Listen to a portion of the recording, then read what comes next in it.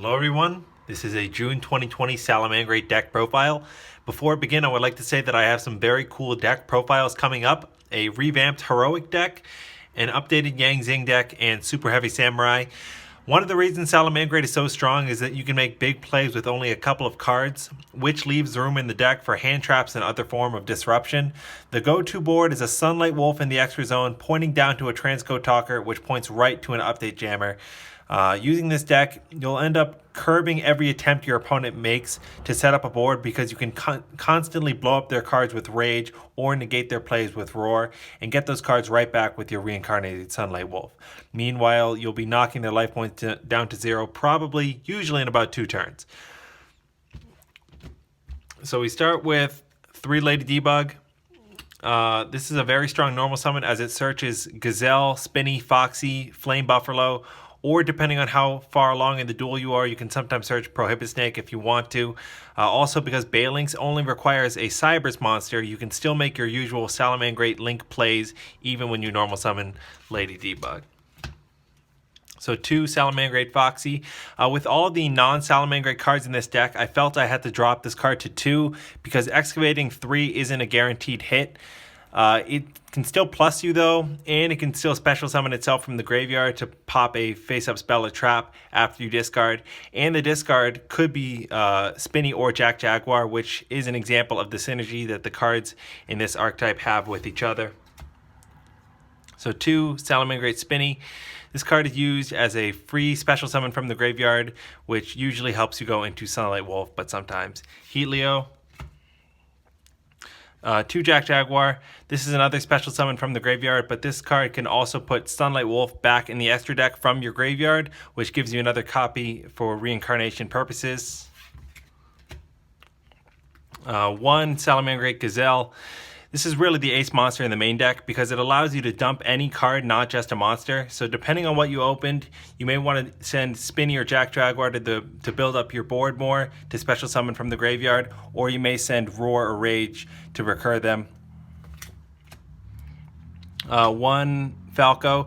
This card is great as well, and it's really another reason that the deck is so strong because the recursion is so strong with this deck because either through this card or Sunlight Wolf or Roar's own effect, you're pretty much every turn recurring spells or traps to build your board bigger or stop your opponent's plays. 1 Salamangreat Fowl. This card is mostly in here just to be an extra special summon. This deck is full of extenders that help you go into Link monsters, and this is just one of those extenders. So 2 Flame Buffalo. This card is great draw power in the deck because you'll pretty much always have a Cyberse monster to discard most of the time. It's also a fire monster, so it can be used for Sunlight Wolf and Heatleo. 2 Prohibit Snake. So this card is an out to almost any monster with protection because it doesn't target or destroy. It bounces to the hand.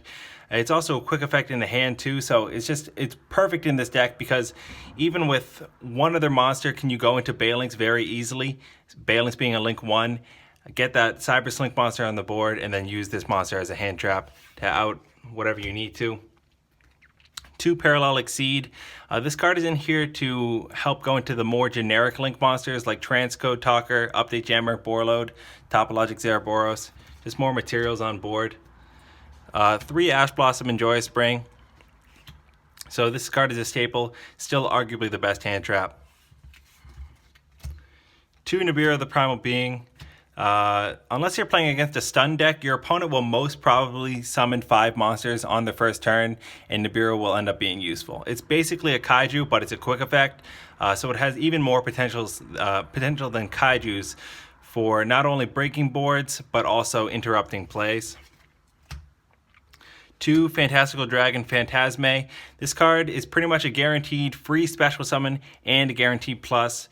It also protects your board from targeting, so just protect the rest of your Link monsters and also draw deeper into your deck. For the spells, 3 Cynet Mining.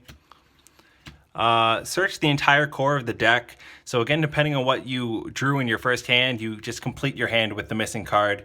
It also puts cards in the graveyard as cost, so put Spinny, Jack Jaguar, Foxy in the graveyard. 2 Will of the Salamangreat. This is a continuous monster reborn or a potential triple monster reborn if you have a reincarnated Heatleo. This card is really how you make your boards unbreakable, usually by using the monsters you brought back to go into your additional monsters. You already have your Link board set up, but you can also go into a Dweller or Bagooska to really seal the deal of the duel. 2 Pot of Desires. With all of the 2-card combos that you can pull off in this deck, turning 1 card into 2 with Desires is really a perfect fit. 1 Salamangreat Sanctuary. This card can be searched on turn 1 very, very consistently, so I have it at 1 here. I did used to play this card at 2, just in case the first one was banished, and for the grind game too. But after more testing, I think you're okay with 1. And 1 Salamangreat Circle. So this is the Salamangreat Rhoda. Just like Sign Up Mining, you complete your hand with the missing Salamangreat monster. For the traps, 2 Salamangreat Roar, 2 Salamangreat Rage. These 2 cards are in great part why the deck is so strong. Roar is an Omni-Negate and Destroy that can reset itself to the field via its own effect, and Rage can sometimes pop 3 cards, which is a whopping -2 for the opponent. So with Sunlight Wolf bringing these cards back pretty much every turn, you're almost always preventing your opponent from setting up their board. The go-to move for me is to negate and destroy a card that searches, usually their most critical card that searches with Roar, and then on their end phase you pop multiple cards with Rage. And then finally for the main deck, 2 Infinite Impermanence. So I always thought Effect Veiler had its perks over this card, but I did finally come around and I picked up Impermanence. This card is incredibly strong if you open it, but it can also still be used as a regular trap later on in the duel to negate effects. So for the extra deck, 3 Salamangreat Balinks. This card is a free field spell to the hand, and most of the time you can climb into Sunlight Wolf on the same turn that you brought out Balinks, and then have that first one in the graveyard to banish it for protection. 3 Sunlight Wolf. This card is easily the best Salamangreat Link monster. Not only can you recur spells and traps, but you can also recur fire monsters. So also when this card is co-linked with Transcode Talker, it does have 2300 attack and can't be targeted.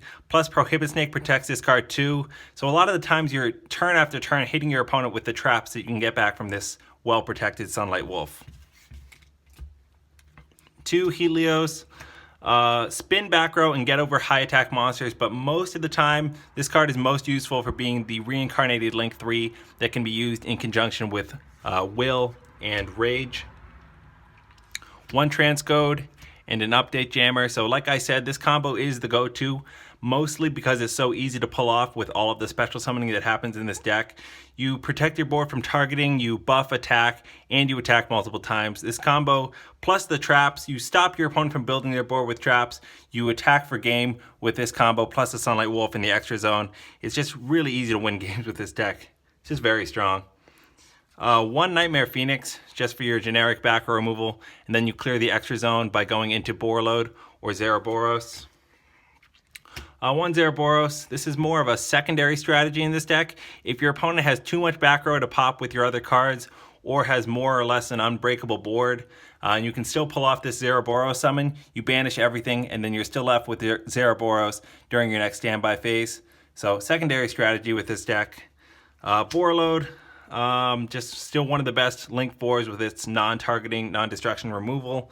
And then 2 rank 4s, 1 Abyss Dweller, and 1 Bagooska. So I found myself going into these cards in the late game after I tried but couldn't finish my opponent with the Transcode and Update Jammer combo. So both of these monsters negate effects, whether in the graveyard or on the field. Hopefully you have a board of high attack monsters, and then you can summon one or both of these cards just to stop your opponent from building up their own board. But these are both some of the best rank 4s in the game, so this deck can easily make rank 4s, so they both deserve a spot in my opinion. So that does it for the June 2020 Salamangreat deck profile. Thanks for watching. Have a good one.